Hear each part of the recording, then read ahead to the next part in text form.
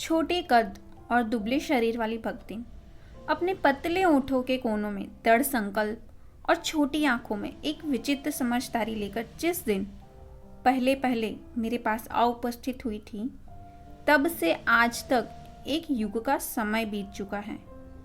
पर जब कोई जिज्ञासु उससे इस संबंध में प्रश्न कर बैठता है, तब वह पलकों को आधी पुतलियों तक गिराकर और चिंतन की मुद्रा में ठुड्डी को कुछ ऊपर उठाकर विश्वास भरे कंठ से उत्तर देती है, तुम पचे का बताई, यह 50 बरिस से संग रहित है।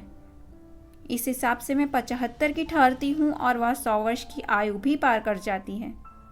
इसका भक्तिन को पता नहीं।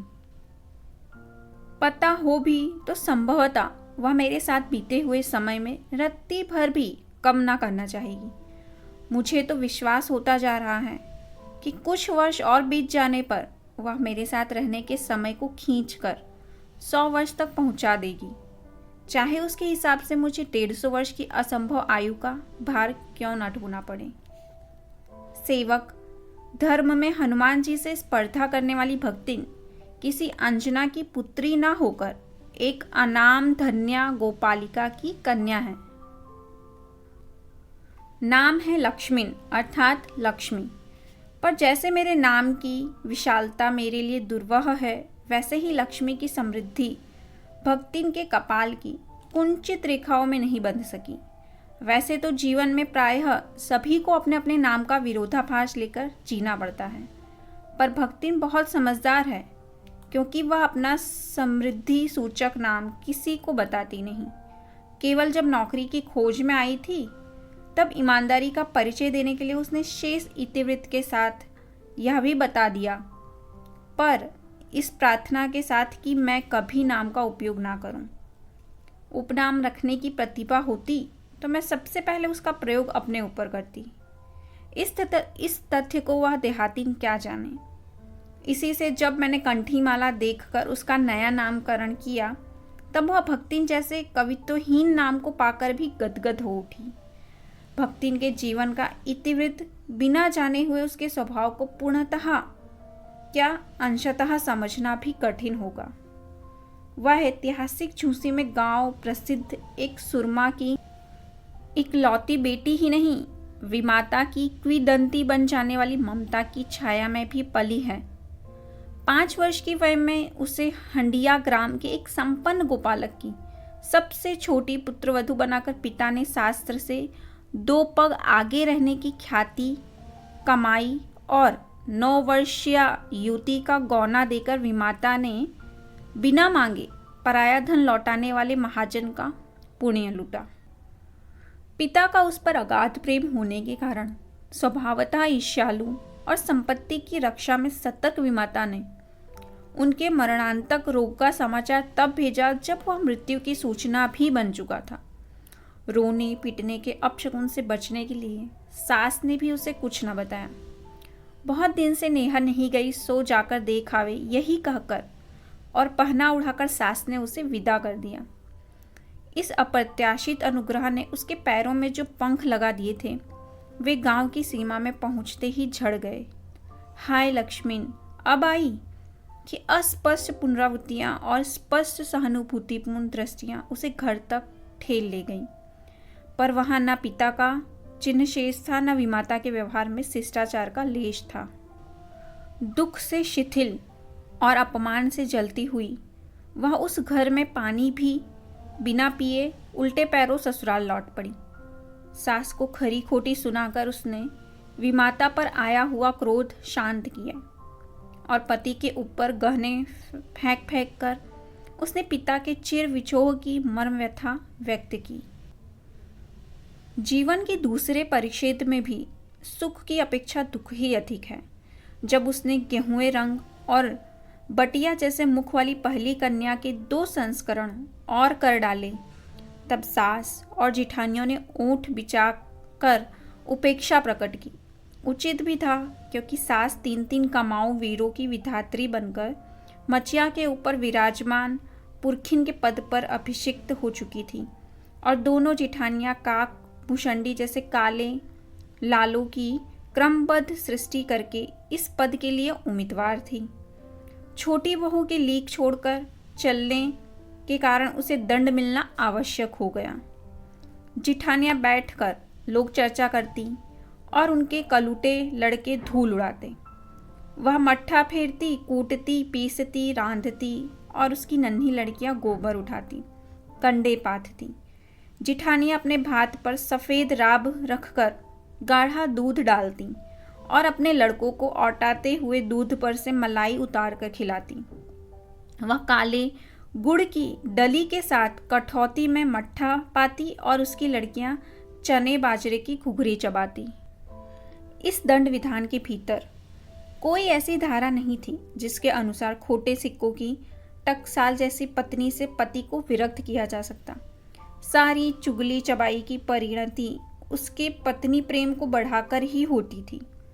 जेठानियाँ बात बात पर धमाधम पीटी कूटी जाती, पर उसके पति ने उसे कभी उंगली भी नहीं छुआई। वह बड़े बाप की बड़ी बात वाली बेटी को पहचानता था। इसके अतिरिक्त परिश्रमी, तेजस्विनी और पति के प्रति रोम रोम से सच्ची पत्नी को वह चाहता भी बहुत रहा होगा, क्योंकि उसके प्रेम के बल पर ही पत्नी ने अलगौझा करके सबको अंगूठा दिखा दिया। काम वही करती थी, इसलिए गाय भैंस, खेत खलिहान, अमराई के पेड़ आदि के संबंध में उसी का ज्ञान बहुत बढ़ा चढ़ा था। उसने छाँट छाँट कर ऊपर से संतोष की मुद्रा के साथ और भीतर से पुलकित होते हुए जो कुछ लिया वह सबसे अच्छा भी रहा। साथ ही परिश्रमी दंपत्ति के निरंतर प्रयास से उसका सोना बन जाना भी स्वाभाविक हो गया। धूमधाम से बड़ी लड़की का विवाह करने के उपरांत पति ने घरौंदे से खेलती हुई 2 कन्याओं और कच्ची गृहस्थी का भार 29 वर्ष की पत्नी पर छोड़कर संसार से विदा ली। जब वह मरा तब उसकी अवस्था 36 वर्ष से कुछ ही अधिक रही होगी, पर पत्नी आज उसे बूढ़ो कहकर स्मरण करती है। भक्तिन सोचती है कि जब वह बूढ़ी हो गई तब क्या परमात्मा के यहाँ वे भी बूढ़े ना हो गए होंगे, अतः उन्हें बूढ़ो ना कहना उनका घोर अपमान है। हाँ, तो भक्तिन के हरे भरे खेत, मोटी ताजी गाय भैंस और फलों से लदे पेड़ देखकर जेठ जिठौतों के मुंह में पानी भर आना ही स्वाभाविक था। इन सब की प्राप्ति तो तभी संभव थी जब भयहूँ दूसरा घर कर लेती, पर जन्म से खोटी भक्तिन इनके चकमे में आई ही नहीं। उसने क्रोध से पांव पटक पटक कर आंगन को कंपायमान करते हुए कहा, हम कुकुर बिलार ना होई, हमार मन पुसाई तो हम दूसर के जाब, नहीं तो तुम्हारे पचके छाती पे होरहा भूजब और राज करब, समझे रहो। उसने ससुर, अजिया ससुर और जाने की पीढ़ियों के ससुरगणों की उपार्जित जगह जमीन में से सुई की नोक बराबर भी देने की उदारता नहीं दिखाई। इसके अतिरिक्त गुरु से कान फुकवा, कंठी बांध और पति के नाम पर घी से चिकने केशों को समर्पित कर अपने कभी ना टलने की घोषणा करती। भविष्य में भी संपत्ति सुरक्षित रखने के लिए उसने छोटी लड़कियों के हाथ पीले कर उन्हें ससुराल पहुंचाया और पति के चुने हुए बड़े दामाद को घर जमाई बनाकर रखा। इस प्रकार उसके जीवन का तीसरा परिच्छेद आरंभ हुआ। भक्तिन का दुर्भाग्य भी उससे कम हठी नहीं था। इसी से किशोरी से युवती होते ही बड़ी लड़की भी विधवा हो गई। भयहूँ से पार ना पा सकने वाले जेठों और काकी को परास्त करने के लिए कटिबद्ध जिठौतों ने आशा की एक करण देख पाई। विधवा बहन के गठबंधन के लिए बड़ा जिठौत अपने तीतर लड़ाने वाले साले को बुला लाया, क्योंकि उसका हो जाने पर सब कुछ उन्हीं के अधिकार में रहता। भक्तिन की लड़की भी माँ से कम समझदार नहीं थी, इसी से उसने वर को नापसंद कर दिया। बाहर के बहनोई का आना चचे भाइयों के लिए सुविधाजनक नहीं था, अतः यह प्रस्ताव जहाँ का तहाँ रह गया। तब वे दोनों माँ बेटी खूब मन लगाकर अपनी संपत्ति की देखभाल करने लगी और मान न मान मैं तेरा मेहमान की कहावत चरितार्थ करने वाले वर्ग के समर्थक उसे किसी न किसी प्रकार पति की पदवी पर अभिषिक्त करने का उपाय सोचने लगी। एक दिन माँ की अनुपस्थिति में वर महाशय ने बेटी की कोठरी में घुसकर भीतर से द्वार बंद कर लिया और उसके समर्थक गांव वालों को बुलाने लगे। युवती ने जब इस डकैत वर की मरम्मत कर कुंडी खोली तब पंच बेचारे समस्या में पड़ गए। तीतरबाज युवक कहता था। वह निमंत्रण पाकर भीतर गया और युवती उसके मुख पर अपनी 5 उंगलियों के उभार में इस निमंत्रण के अक्षर पढ़ने का अनुरोध करती थी।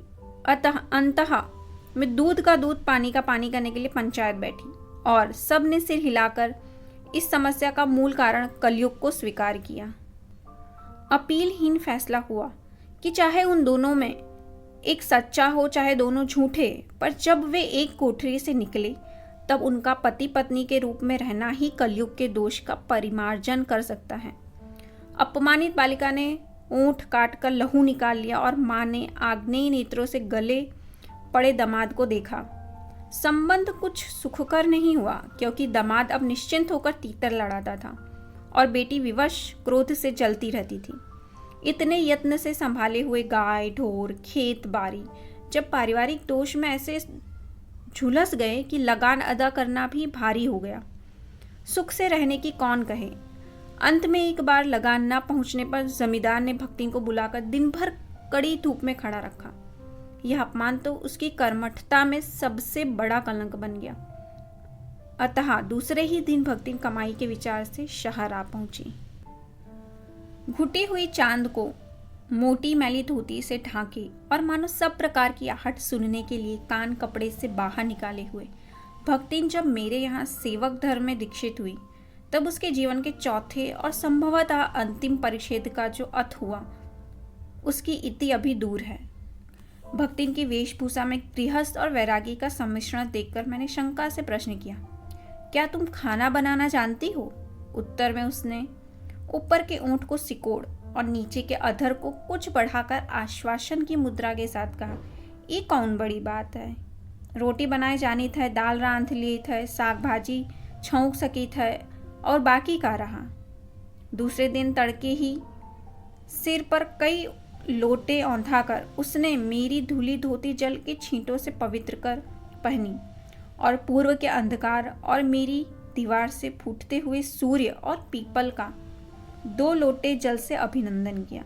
2 मिनट नाक दबाकर जप करने के उपरांत जब वह कोयले की मोटी रेखा से अपने साम्राज्य की सीमा निश्चित कर चौके में प्रतिष्ठित हुई तब मैंने समझ लिया कि इस सेवक का साथ टेढ़ी खीर है।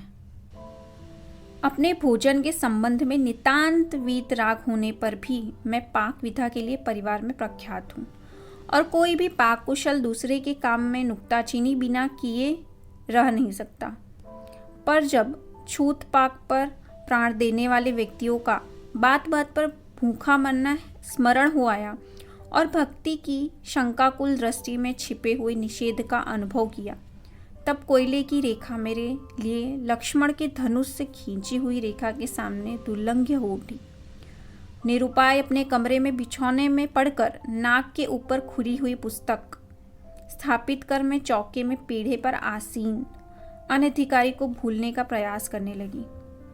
भोजन के समय जब मैंने अपनी निश्चित सीमा के भीतर निर्दिष्ट स्थान ग्रहण कर लिया तब भक्ति ने प्रसन्नता से लबालब दृष्टि और आत्मतुष्टि से आप्लावित मुस्कुराहट के साथ मेरी फूल की थाली में 1 अंगुल मोटी और गहरी काली चित्तीदार 4 रोटियां रखकर उसे टेढ़ी कर गाढ़ी दाल परोस दी।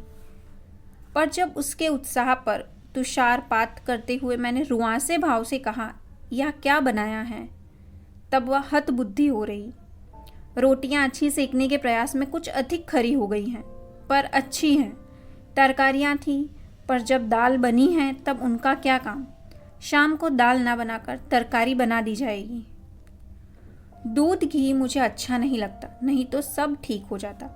अब ना हो तो अमचूर और लाल मिर्च की चटनी पीस ली जावे। उससे भी काम ना चले तो वह गांव से लाई हुई गठरी में से थोड़ा सा गुड़ दे देगी। और शहर के लोग क्या कलाबत्तू खाते हैं।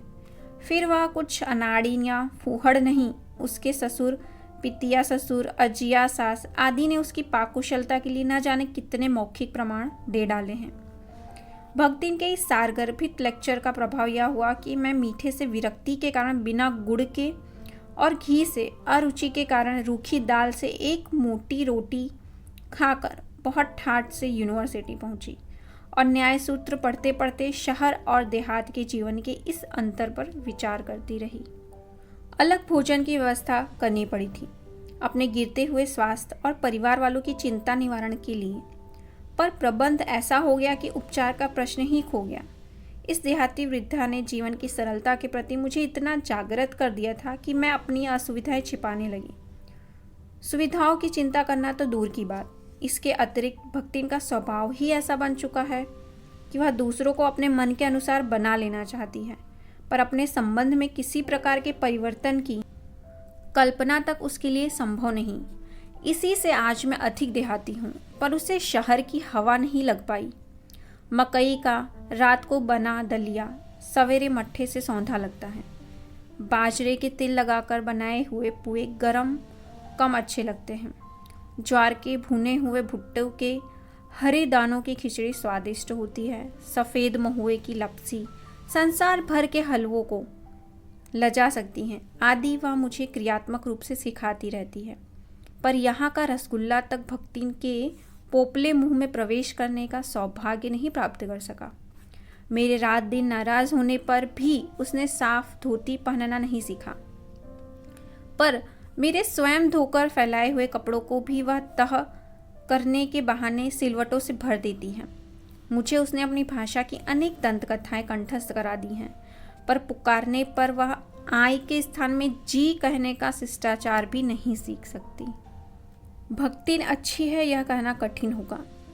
उसमें दुर्गुणों का अभाव नहीं, वह सत्यवादी हरिश्चंद्र नहीं बन सकती, पर नरोवा कुंजरोवा कहने में भी विश्वास नहीं करती।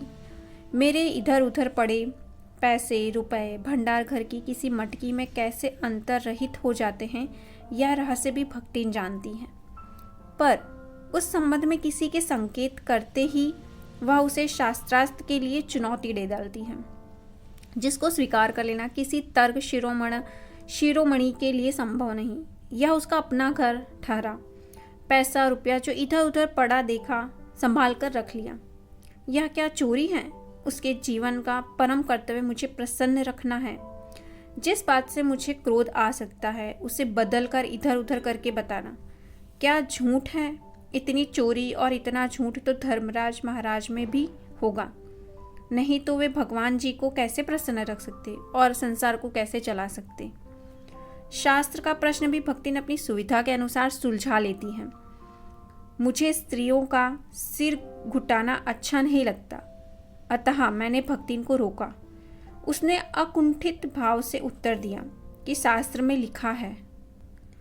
कुतूहलवश मैं पूछ ही बैठी, क्या लिखा है?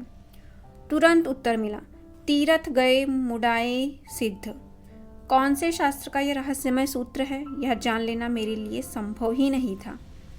अतः मैं हारकर मौन हो रही और भक्तिन का चूड़ा कर्म हर बृहस्पतिवार को एक दरिद्र नापित के गंगा जल से धुले उस्तरे द्वारा यथाविधि निष्पन्न होता रहा। पर वह मूर्ख है या विद्या बुद्धि का महत्व नहीं जानती, यह कहना असत्य कहना है। अपनी विद्या के अभाव को वह मेरी पढ़ाई लिखाई पर अभिमान करके भर लेती हैं। एक बार जब मैंने सब काम करने वालों से अंगूठे के निशान के स्थान में हस्ताक्षर लेने का नियम बनाया, तब भक्तिन बड़े कष्ट में पड़ गई, क्योंकि एक तो उससे पढ़ने की मुसीबत नहीं उठाई जा सकती थी, दूसरे सब गाड़ीवान दाइयों के साथ बैठकर पढ़ना उसकी वयोवृद्धता का अपमान था।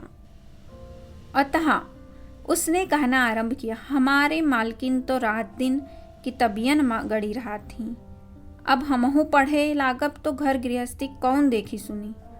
पढ़ाने वाले और पढ़ने वाले दोनों पर इस तर्क का ऐसा प्रभाव पड़ा कि भक्तिन इंस्पेक्टर के समान क्लास में घूम घूम कर किसी के आ की ई की बनावट, किसी के हाथ की मंथरता, किसी की बुद्धि की मंदता पर टीका टिप्पणी करने का अधिकार पा गई। उसे तो अंगूठा निशानी देकर वेतन लेना नहीं होता, इसी से बिना पढ़े ही वह पढ़ने वालों की गुरु बन बैठी। वह अपने तर्क ही नहीं तर्कहीनता के लिए भी प्रमाण खोज लेने में पटु है।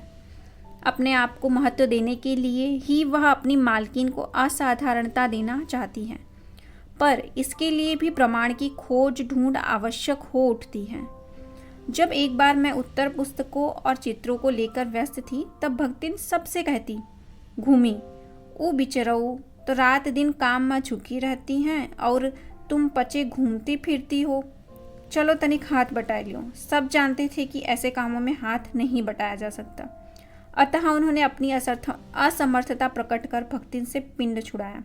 बस इसी प्रमाण के आधार पर उसकी सब अतिशयोक्तियाँ अमर बेल सी फैलने लगी। उसकी मालकिन जैसा काम कोई जानता ही नहीं, इसी से तो बुलाने पर भी कोई हाथ बटाने की हिम्मत नहीं करता, पर वह स्वयं कोई सहायता नहीं दे सकती। इसे मानना अपनी हीनता स्वीकार करना है। इसी से वह द्वार पर बैठकर बार बार कुछ काम बताने का आग्रह करती हैं। कभी उत्तर पुस्तकों को बांधकर, कभी अधूरे चित्रों को कोने में रखकर, कभी रंग की प्याली धोकर और कभी चटाई को आंचल से झाड़कर वह जैसी सहायता पहुंचाती है, उससे भक्तिन का अन्य व्यक्तियों से अधिक बुद्धिमान होना प्रमाणित हो जाता है।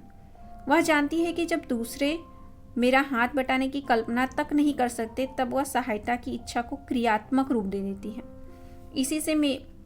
इसी से मेरी किसी पुस्तक के प्रकाशित होने पर उसके मुख पर प्रसन्नता की आभा वैसी ही उद्भासित हो उठती है जैसे स्विच दबाने से बल्ब में छिपा आलोक।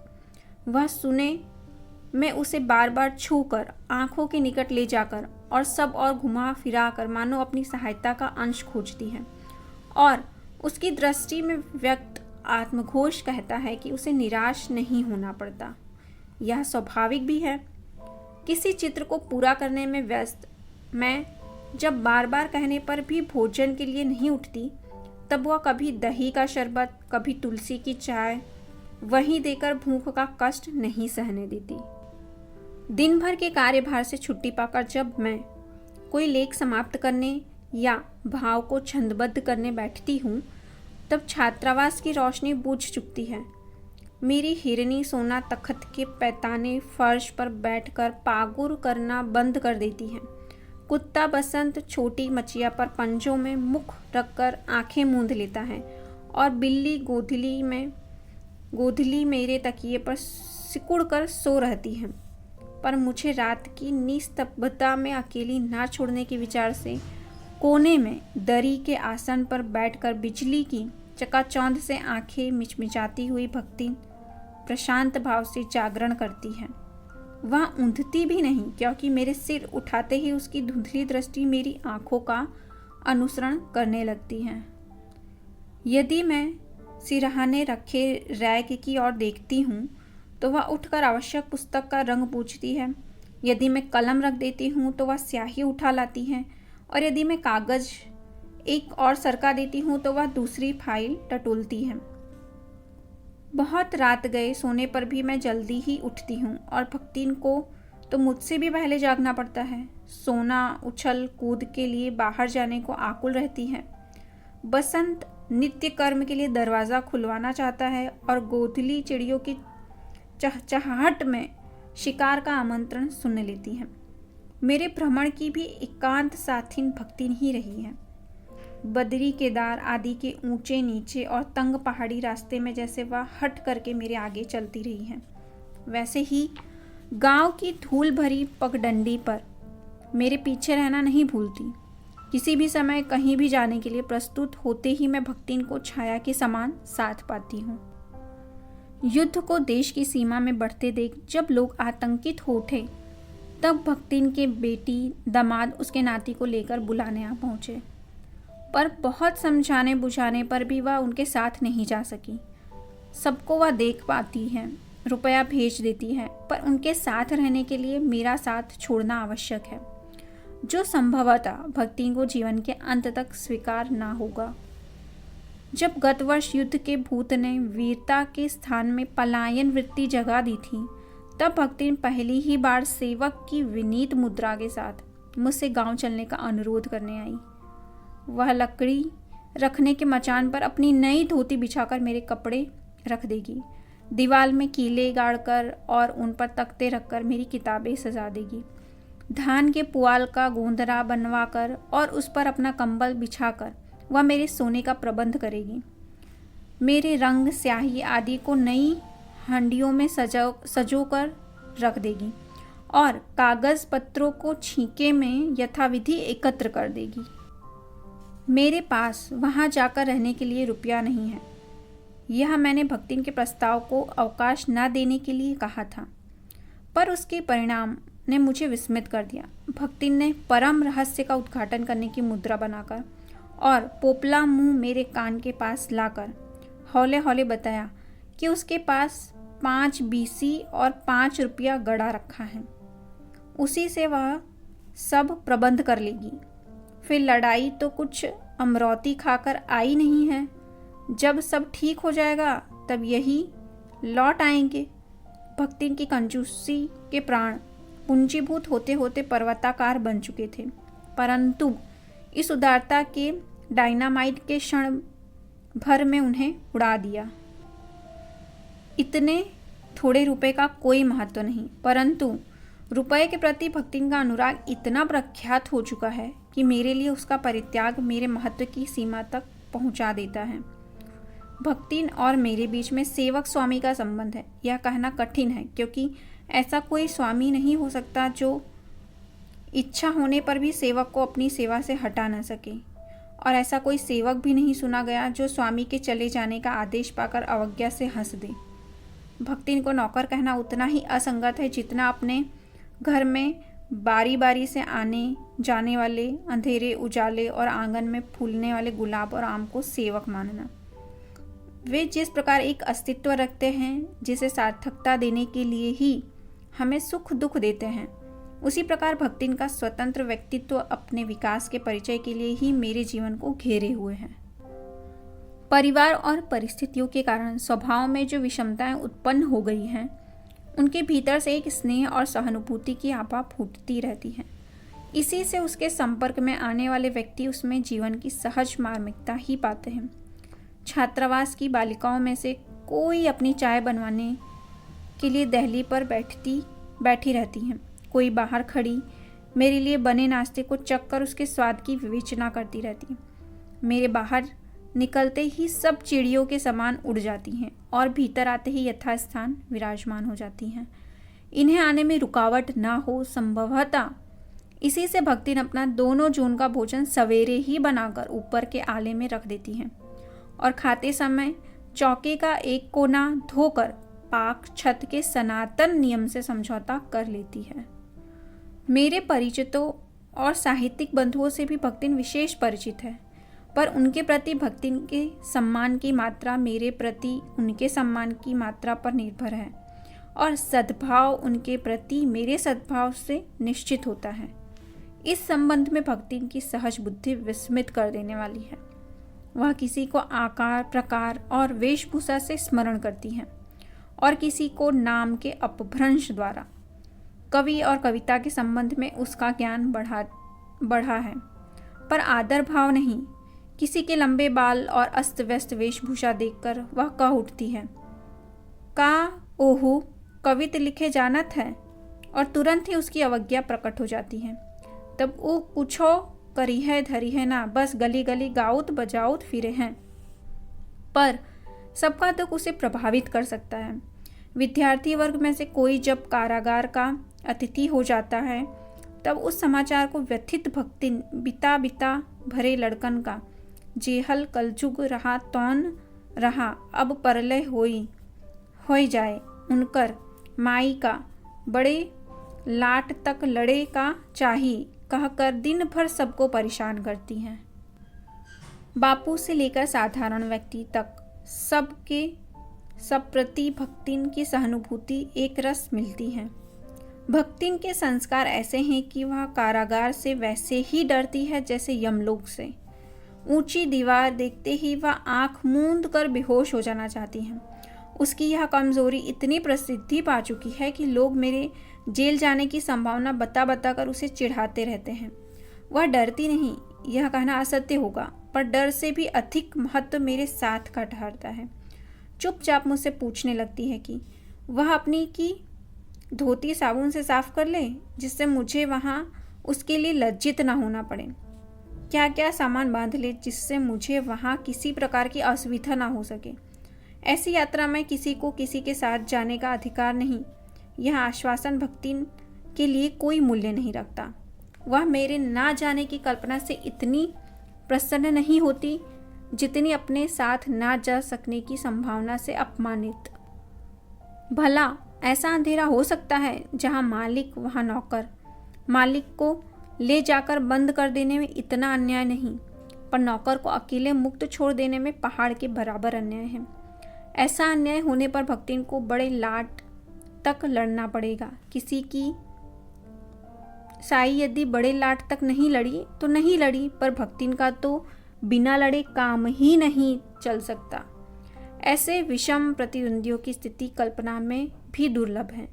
मैं प्रायः सोचती हूँ कि जब ऐसा बुलावा आ पहुँचेगा जिसमें ना धोती साफ करने का अवकाश रहेगा, ना सामान बांधने का, ना भक्तिन को रुकने का अधिकार होगा, ना मुझे रोकने का, तब चिरविदा के अंतिम क्षणों में यह देहात्म विद्या क्या करेगी और मैं क्या करूँगी। भक्तिन की कहानी अधूरी है, पर उसे खोकर मैं इसे पूरी नहीं करना चाहती।